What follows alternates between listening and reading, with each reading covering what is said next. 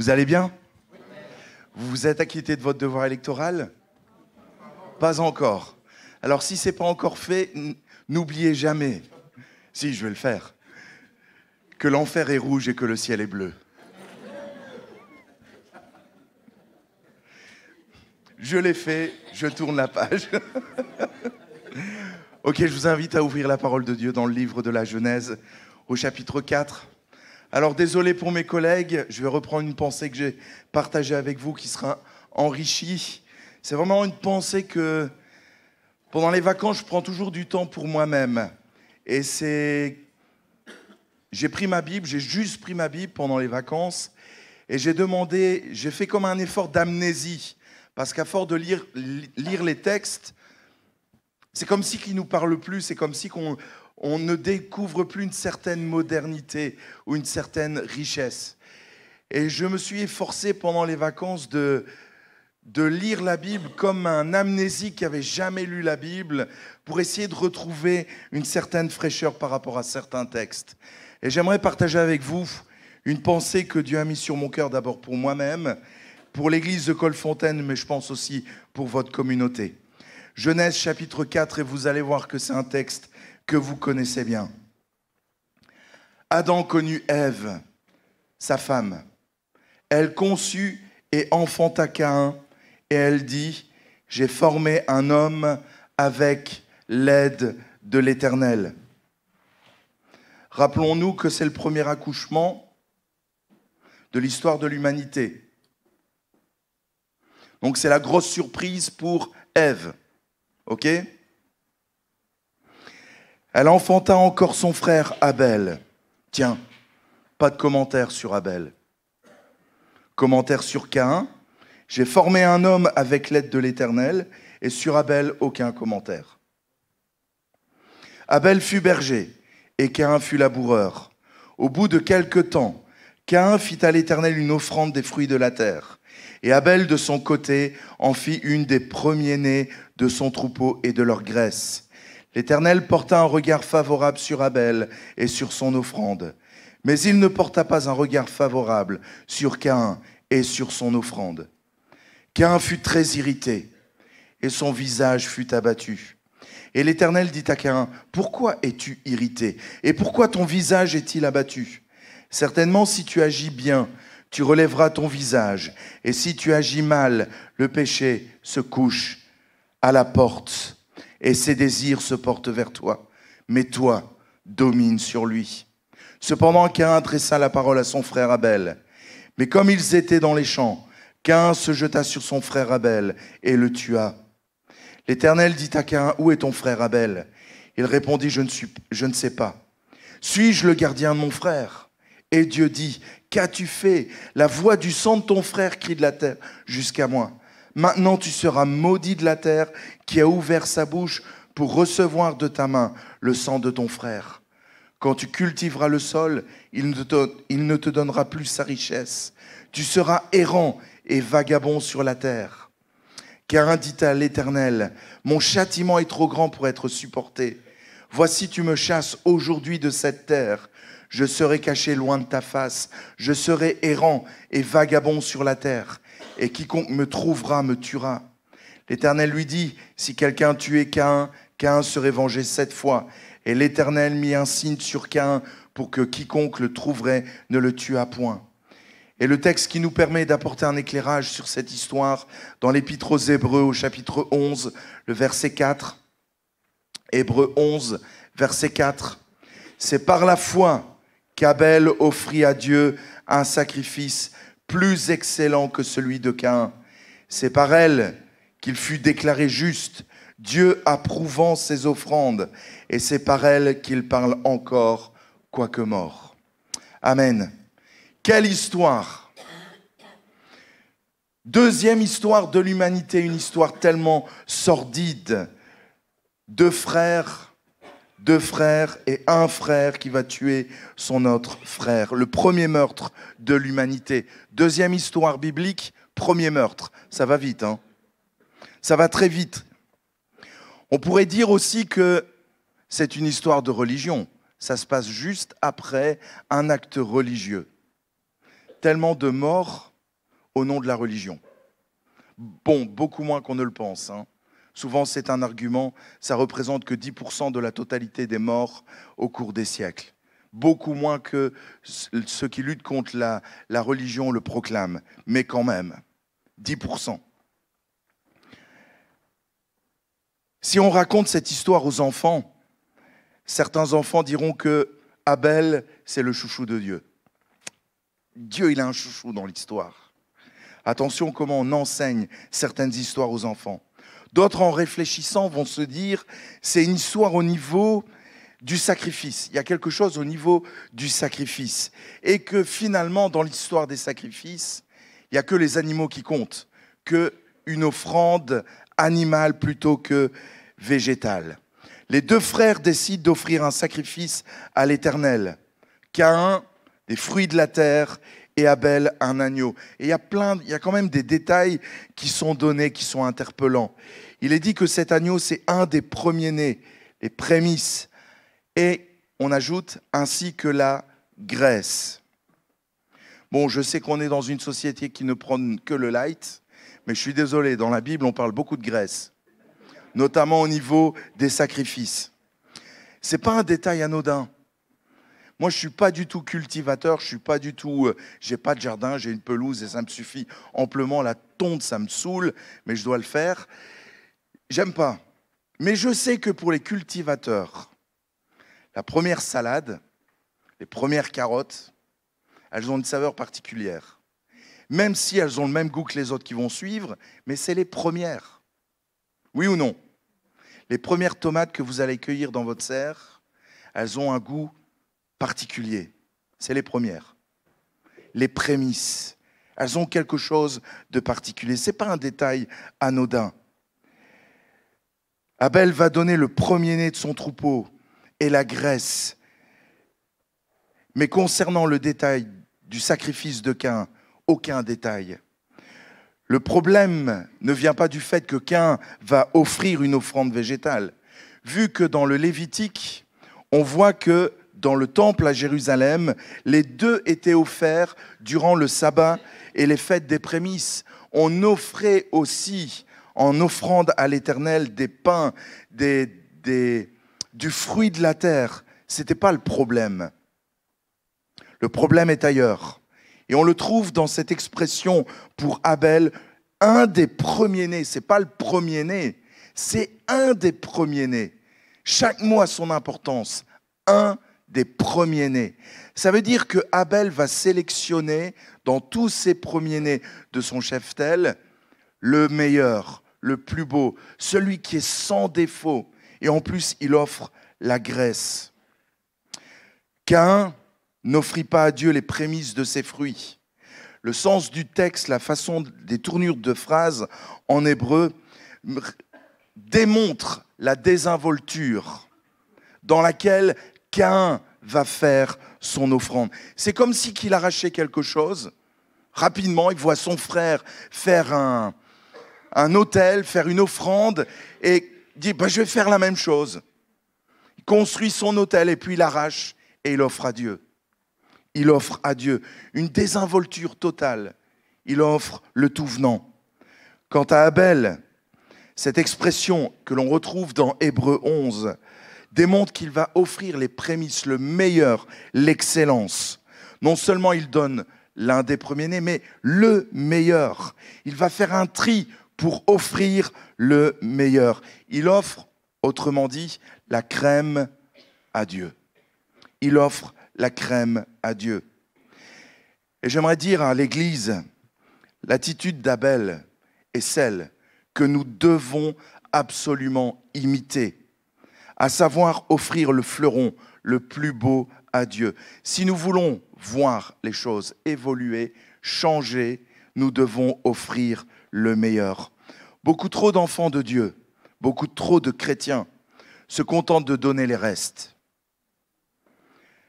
Quand le Seigneur attend l'excellence, Dieu a donné le meilleur pour nous. Il nous trouve tellement dignes que pour notre salut, il a donné son Fils Jésus-Christ. Il n'a pas donné les miettes, il a donné l'excellence, le meilleur, le parfait, à savoir Jésus-Christ. Pas un ange, pas un archange, Jésus-Christ, son Fils. Il a donné le meilleur et il attend de nous l'excellence. Dans votre service, votre travail, votre générosité, votre famille, nous sommes appelés à donner le meilleur, l'excellence. Honorons Dieu en sachant offrir le haut du panier. J'aimerais vous poser quelques questions avant d'être pratique. Comment Dieu peut-il être honoré lorsque nous lui donnons les miettes? Comment pouvons-nous dire « je t'honore » alors que nous lui donnons des miettes? Comment Dieu peut-il agréer nos vies lorsque ce que nous lui offrons n'est que le rebut et finalement ce qui ne nous dérange pas, ne nous coûte rien ou pas grand-chose? Il est temps que l'Église en général, dans le 21e siècle en Europe, se pose des questions. Pourquoi nous voyons des réveils éclater partout? Partout dans le monde, l'Esprit de Dieu souffle partout. Et pourquoi c'est si dur en Europe, si dur en Belgique, si dur parfois dans nos églises? Le problème ne vient pas de Dieu. Le problème vient de nous. Et le problème, c'est que nous donnons les miettes à Dieu, alors que Dieu attend que nous lui donnions l'excellence. L'excellence, le meilleur. Je serai pratique ce matin. Concernant l'école du dimanche, j'aimerais parler aux moniteurs d'école du dimanche, aux responsables de groupes de jeunes, des adolescents. Comment vous préparez-vous? Est-ce que vous passez du temps dans la prière? Y a-t-il de la prière, de la recherche, de l'investissement? Connaissez-vous les enfants de votre groupe? Quand je parle de connaître, ce n'est pas simplement leur nom, hein, mais connaître dans l'intimité, connaître ce qu'ils vivent. Et les enfants vous connaissent-ils parce que vous les aimez et que vous êtes concernés par eux? C'est-à-dire que vous êtes le berger comme un pasteur pour les enfants. Prenez-vous l'école du dimanche de façon aussi sérieuse que votre travail? Vous savez, l'école du dimanche, c'est primordial. C'est primordial. Si vous n'investissez pas dans les enfants, dans vos enfants, le diable le fait. Hein. Le diable le fait. Ça, c'est clair et net. C'est un des ministères les plus importants de l'Église, car on façonne la foi des enfants. Si vous le faites avec désinvolture, en donnant des miettes, nous risquons de perdre une génération. Et nous faisons passer un message aussi. Vous devez donner le meilleur. Ou je vais être catégorique, arrêtez. Arrêtez. C'est trop sérieux pour prendre le travail parmi les enfants, les adolescents et la jeunesse avec désinvolture. Arrêtez si vous donnez des miettes et vous n'êtes pas prêt à donner l'excellence. Concernant la louange, êtes-vous un adorateur d'abord? Ou alors, ce qui vous intéresse est de chanter ou jouer? Investissez-vous dans le meilleur, suivez-vous des formations, passez-vous du temps à genoux dans l'adoration? Êtes-vous un adorateur en esprit et en vérité? Lisez-vous la parole de Dieu pour découvrir de plus en plus le grand Dieu de l'univers? Répétez-vous sur vos instruments, travaillez-vous votre voix? Si David a été choisi et que ses psaumes sont chantés, c'est que pendant le temps qu'il gardait les troupeaux, sa harpe était là, il jouait, composait les psaumes, et ces psaumes qui bénissent et qui ont béni pendant des générations et des générations l'Église, les chrétiens qui traversaient le deuil. Quel texte lisons-nous lorsque nous accompagnons quelqu'un dans le deuil? Le psaume 23. L'un des plus beaux psaumes de David. C'est un homme qui connaissait le cœur de Dieu parce qu'il passait du temps dans la présence. C'est ça les adorateurs. Dieu est esprit et il cherche pas des musiciens, pas des chantres, d'abord des adorateurs. D'abord des adorateurs. Concernant tout ce qui est pratique, donnons-nous du temps pour soulager les autres qui se donnent, qui se donnent. Est-ce que je me soucie de mon frère et de ma sœur qui se donnent, qui sont peut-être dans la détresse, dans le deuil ou la solitude? Ai-je de la sollicitude? Est-ce que je me pose la question, qu'est-ce que je peux faire pour bénir mon frère, pour bénir ma sœur, pour le rejoindre, pour le toucher, pour lui faire du bien? Vous devez vous donner, sinon il n'y a pas de bénédiction. On doit se donner, sinon il n'y a pas de bénédiction. Concernant votre relation avec Dieu, lisez-vous la Bible ou vous vous contentez simplement de la pensée du jour du top chrétien? C'est pratique, hein? Mais je la compare au paquet de chips de 27 grammes qu'on va ouvrir parce qu'on se dit, voilà, il faut que ça soit light, donc pas plus que 27 grammes. Mais la pensée du top chrétien, c'est ça, c'est le paquet de chips. Et on entend Paul dire aux Corinthiens, j'étais auprès de vous et j'étais obligé de vous donner du lait, alors que vous auriez dû être des maîtres et connaître la parole de Dieu et manger du steak, je vous ai donné du lait. La pensée du top chrétien, c'est du lait. Alors qu'il y a tellement plus. Je ne critique pas le top chrétien, attendons. Je ne critique pas. C'est nécessaire. C'est un outil incroyable. Mais on doit aller plus loin avec Dieu. Beaucoup plus loin que simplement la pensée du jour. Est-ce que vous êtes un homme, une femme habitué à la prière? Comment Dieu occupe vos pensées? Comment l'Église occupe vos pensées? Le salut des perdus occupe-t-il vos pensées? Quand vous côtoyez des gens dans le métro, dans le bus, sur la rue, est-ce que vous êtes concerné par le salut? Savoir qu'un membre de votre famille va aller en enfer s'il meurt, est-ce que c'est quelque chose qui vous brûle, qui vous torture quelque part? Ou est-ce de la désinvolture et on verra bien peut-être et on fait confiance à Dieu? Oui, on fait confiance à Dieu, mais on a une mission. On a une mission. Les besoins de l'œuvre de Dieu, de la mission, sont-ils un souci pour vous? Est-ce tout cela des questions pour vous ou pour les autres? Mes finances, comment je les gère? Est-ce que dans mes finances, les prémices sont pour Dieu ou ce qui reste? Comment je gère mes finances? Dieu a-t-il son mot à dire dans la gestion de mes finances? L'esprit de Caïn, malheureusement, existe toujours dans l'Église en général et dans la société en général. C'est la légèreté avec laquelle nous vivons notre engagement pour Dieu. Notre relation avec Dieu, ce que nous faisons pour Dieu. Surtout, il faut que ça ne nous coûte pas, il ne faut pas que ça nous dérange. Le défi des pasteurs, c'est de créer un agenda qui ne va déranger pas trop de monde. Surtout ne pas déranger trop de monde. Il faut que, voilà. Mais où allons-nous, mes amis? Si on veut que Dieu agisse, il faut prendre le risque d'être bousculé et de bousculer nos agendas. Sinon, on n'ira nulle part. Sinon, on n'ira nulle part. On va voir l'Esprit de Dieu. Vous savez, l'Esprit de Dieu va agir avec ou sans nous. Je préfère avec nous que sans nous.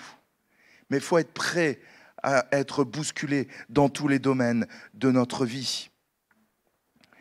David disait, lors d'un épisode, lorsque quelqu'un veut lui donner son chariot et les bœufs pour un sacrifice, il dira, je n'offrirai rien à l'Éternel qui ne m'ait rien coûté. Qui ne m'ait rien coûté. À chaque fois que David a offert quelque chose à Dieu, ça lui a coûté quelque chose. Est-ce que ça vous coûte quelque chose de servir Dieu? Si ça ne vous coûte rien, posez-vous la question sérieusement. Nous pouvons apprendre énormément sur l'histoire de Caïn et Abel. Ce n'est pas fini. Le nom de Caïn signifie le créateur, l'artiste, celui qui possède. Quand Ève va dire « j'ai conçu un homme avec l'aide de l'Éternel », c'est comme si dans la dimension de l'Antiquité, elle le divinise. Avec l'aide de l'Éternel, avec la divinité, avec Dieu, j'ai créé un homme. Dans l'Antiquité, elle voit, on se plonge dans l'Antiquité, hein, pas dans notre regard aujourd'hui. Elle considère Caïn, elle le divinise. Alors qu'Abel, le nom d'Abel veut dire vapeur, buée, vanité. Pas mal comme prénom, hein?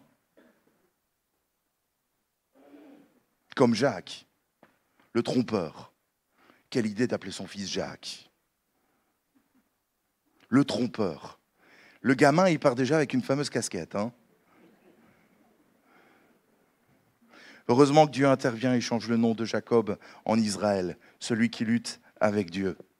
Mais le nom de Caïn signifie le créateur, l'artiste, celui qui possède, alors que celui d'Abel signifie vapeur, buée, vanité. Alors que Caïn était destiné à la réussite, tout était prévu pour lui pour réussir devant Dieu. C'est celui qui est le plus insignifiant, Abel, qui sera agréé par Dieu, car il a donné le meilleur. Celui qui est insignifiant a honoré ce qui n'était pas insignifiant, et Dieu l'a honoré. Je ne sais pas, je ne vous connais pas, je ne connais pas votre histoire.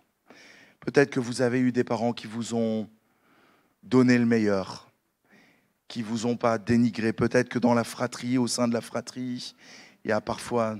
On ne choisit pas sa famille, on choisit ses amis, on ne choisit pas sa famille. Et parfois, il y a des familles qui sont dissonantes, discordantes, qui dysfonctionnent.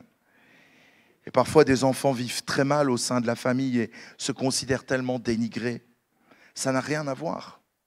Ça n'a rien à voir vis-à-vis de Dieu. Dieu ne regarde pas au statut, comment tu es, si tu as été dénigré, comment tu te sens, si tu te sens valorisé ou pas. Dieu ne regarde pas l'étiquette qu'on nous a collée ou qu'on vous a collé. Il regarde au cœur et à l'attitude avec laquelle on va le servir. Comment je vais servir Dieu, c'est cela qu'il regarde. Il va regarder si tu donnes le meilleur pour Dieu ou pas. Le meilleur pour Dieu ou pas. Malgré tous les talents que je peux avoir, si je ne suis pas prêt à donner le meilleur pour Dieu, je ne serai pas béni et je ne bénirai pas. Et parfois, les insignifiants, David était considéré comme insignifiant dans sa famille. Quand Samuel vient trouver, envoyé par Dieu pour oindre le roi dans la famille d'Isaïe, Isaïe fait défiler tous ses fils devant Samuel. Jusqu'au moment où Samuel dit « T'en restes pas un ?» Oh non, non, non, il est en train de garder les moutons, les troupeaux.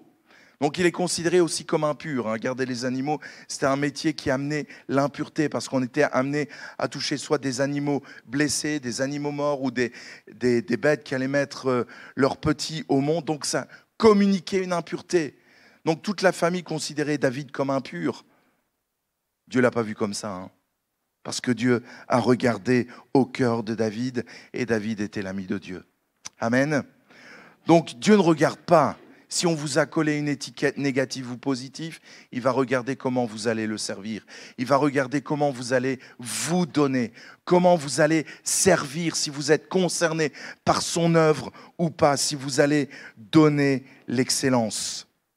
Ça n'est pas sans incidence. Ce qui s'est passé le jour de ce sacrifice va déchirer le cœur de Caïn. Mais à qui la faute? À qui la faute? Certainement pas la faute de Dieu. C'est sa faute. Et Dieu va intervenir. Dans le cœur de Caïn va naître de la jalousie. Et parfois, dans les églises, il peut y avoir de la jalousie. Pourquoi lui? Pourquoi elle? Pourquoi, par exemple, il est rempli du baptême dans le Saint-Esprit et moi je ne le suis pas? Pourquoi lui progresse? Pourquoi on le met dans des postes à responsabilité et pas moi? La faute du pasteur? La faute des personnes qui grandissent ou notre faute? Ou notre faute? Parfois dans l'église, il peut y avoir de la jalousie, malheureusement. On nourrit de l'animosité, de la rancune, de l'amertume, au lieu de se remettre en question. Dieu va vraiment inviter Caïn à se remettre en question.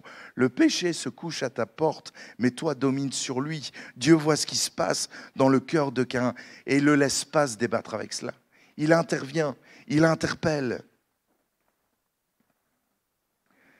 Dieu intervient dans nos histoires et il nous dit c'est possible que tu écrives une nouvelle page avec moi.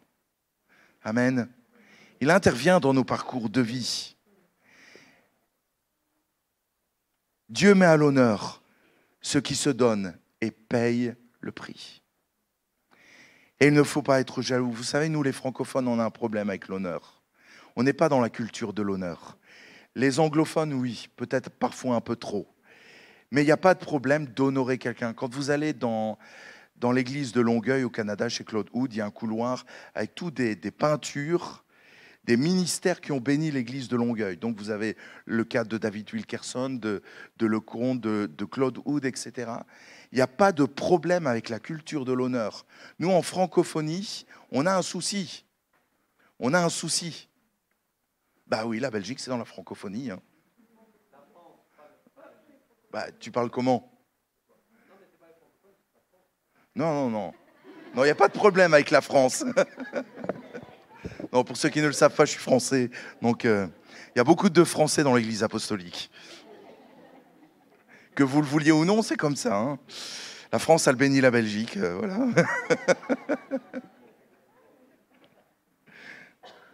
Non, trêve de plaisanterie. Dieu met à l'honneur ceux qui se donnent et payent le prix. Il faut dire aussi comme David, sonde mon cœur. Sonde mon cœur. Sonde mon cœur, c'est quelque chose que nous devons dire et voir finalement qu'est-ce que je donne à Dieu. Chaque début d'année, moi je suis toujours enthousiaste parce que je suis convaincu que ça va être l'année du réveil. Toujours convaincu que c'est une année charnière, une année qui va faire la différence et que Dieu va visiter son Église. Dieu visite son Église là où il y a des cœurs entiers et pas des cœurs partagés. Il cherche des cœurs entiers pour lui qui vont donner l'excellence, qui vont donner l'excellence, qui veulent donner le meilleur d'eux-mêmes et qui vont le faire. Si tu donnes des miettes à Dieu, tu vas voir les autres te dépasser. Tu vas voir les autres te dépasser dans la foi, car eux veulent donner le meilleur. Peut-être que tu stagnes, que tu te dis « rien ne change dans ma vie ». Ça n'est pas la faute de Dieu, c'est ta responsabilité. C'est ta responsabilité. Donne le meilleur à Dieu, les prémices, et tu verras Dieu agréer ta vie. L'Église en général doit se repentir, car nous avons trop servi avec l'esprit de Caïn. Et je pense qu'aujourd'hui, l'Église apostolique en général doit changer et relever le défi et donner le meilleur. Le Seigneur désire vraiment nous encourager et nous relever. Il ne veut pas que nous coulions dans l'amertume. Relevons-nous et donnons le meilleur à Dieu. Soyons des Abel spirituels. Peut-être que vous vous sentez insignifiant, mais Dieu regarde au cœur et à ta foi. Rappelons-nous Hébreux 11.4. C'est par la foi qu'Abel offrit à Dieu un sacrifice plus excellent que celui de Caïn. C'est par elle qu'il fut déclaré juste, Dieu approuvant ses offrandes, et c'est par elle qu'il parle encore, quoique mort. L'Église d'aujourd'hui est vraiment impactée par l'esprit du monde. Vraiment. Si vous faites appel parfois à des entrepreneurs, à des sociétés, c'est de plus en plus compliqué de trouver des gens sérieux. Très compliqué. Monsieur, on va vous recontacter rapidement. Oui, mais qu'est-ce que vous mettez derrière le mot rapidement? Parce que moi, rapidement, c'est demain. On est en train d'installer la VMC à l'église. Ça fait 2 mois que le représentant est passé, que le matériel est commandé. Au bout de 2 mois, le matériel doit quand même être arrivé. Hein? Il me semble. Pas de nouvelles. Pas de nouvelles. Vous téléphonez, on va vous recontacter. Vous attendez jusqu'au moment où parfois il y a un pétage de neurones, comme on dit, et qu'on va trouver les personnes et qu'on s'excite. Ah, mais monsieur Carlier, il faut vous calmer. Non, non. À un moment donné, ça suffit. Et cet état d'esprit du monde, quelque part, il nous contamine. Et on est léger dans nos engagements, alors que Dieu attend de nous l'excellence. L'excellence, vraiment, à tous les niveaux. Dans l'école du dimanche, le travail parmi la jeunesse, l'adoration, la prédication, le social, l'investissement au niveau de l'évangélisation, le travail pratique dans l'église, etc. Béni soit Dieu pour ceux qui ont le temps, pour les retraités. Mais on trouve toujours du temps pour ce qu'on aime faire, oui ou non? On trouve toujours du temps pour ce qu'on aime faire. Je viens de découvrir, j'ai fait la mise à jour de ma tablette, que maintenant il y a un nouveau truc qui dit combien de temps qu'on passe hebdomadairement sur sa tablette. Sympa comme truc, je trouve. Ça va vous permettre de voir combien de temps vous passez sur vos tablettes. Et ça va vous permettre de faire une comparaison par rapport au temps que vous passez avec Dieu. Là, pour une fois, Apple est sympa. C'est utile. C'est utile. Je vous invite à comparer et à en tirer aussi les leçons pour votre vie chrétienne. N'en voulez pas si vous voyez les autres progresser. C'est à vous que vous devez vous en vouloir. Et faites ce qu'il faut pour que ça change. Amen. Je vous invite à prier. Peut-être demander à l'équipe louange de reprendre ce chant « Je m'abandonne ». Je ne vous juge pas parce que Dieu m'a parlé en premier.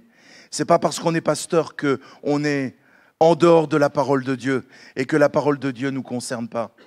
Même un pasteur, il est surtout un pasteur. Ça doit être un modèle et il est appelé à donner l'excellence, le meilleur, à tous les niveaux. Le meilleur. Je ne vous juge pas. Dieu ne vous juge pas, il vous parle. Et il vous dit, si tu veux que les choses changent, c'est toi qui dois changer. Ce n'est pas moi qui changerai. Ce que j'exige depuis le début de l'humanité, c'est toujours valable. Dieu ne change pas. Il est le même hier, aujourd'hui et éternellement. Et comme l'auteur de l'Épître aux Hébreux a parlé d'excellence pour le sacrifice d'Abel, Dieu est le Dieu de l'excellence et il attend l'excellence de nous. J'inviterai peut-être ce matin ceux qui se sentent concernés, simplement de vous lever à votre place, qui prennent conscience que Dieu les appelle à beaucoup plus, de vous lever simplement et de dire Seigneur, maintenant, ça ne va pas être simplement que des mots, que des paroles, mais ça va être du sérieux. C'est notre vie qui parle, ce n'est pas nos mots. J'ai beau dire à ma femme je t'aime, si je lui montre rien, mes mots ne veulent rien dire. Chanter je t'aime, ça ne peut pas dire grand-chose si notre vie ne le démontre pas. Seigneur, tu bénis l'Église. Tu bénis l'Église d'Anderlecht. Je te suis reconnaissant pour tous ces hommes, ces femmes, ces jeunes qui ont compris l'importance de l'excellence, de donner le meilleur. Mais je te prie aussi pour ceux qui se lèvent et qui disent maintenant, Seigneur, il y a plus. Comme ce nouvel album d'Hillsong qui commence, dont le titre c'est « Il y a plus ». Il y a plus de toi, et il doit y avoir plus de nous vis-à-vis de toi. Et je te prie de bénir ceux qui se sont levés, d'honorer leur pas de foi, d'honorer leur démarche, mais que ça puisse se voir concrètement. Concrètement, tu visites ton église ce matin par ton esprit. Que l'église d'Anderlecht, que l'église apostolique soit connue pour étant remplie de personnes qui sont animées par la foi d'Abel, qui veulent donner l'excellence à Dieu, le meilleur d'eux-mêmes, le meilleur dans leur engagement. Bénis Seigneur ce matin. Alléluia Seigneur. Je te prie de bénir aussi les responsables de l'église, de leur donner pas la sagesse, mais le discernement pour développer la stratégie pour mettre les uns et les autres en mouvement dans un service qui va t'honorer. Tu bénis les jeunes, Seigneur, la jeunesse. Que nous ne soyons pas connus simplement parce qu'on porte un t-shirt I belong to Jesus, j'aime Jésus, mais que l'on soit connu parce que on est concerné par ta mission et on se donne entièrement. Merci de bénir et nous voulons nous abandonner entre tes mains. Amen. Me voici à genoux devant toi, je m'abandonne, je m'abandonne. Mon seul désir, alors que tu m'as dit, si d'être avec toi.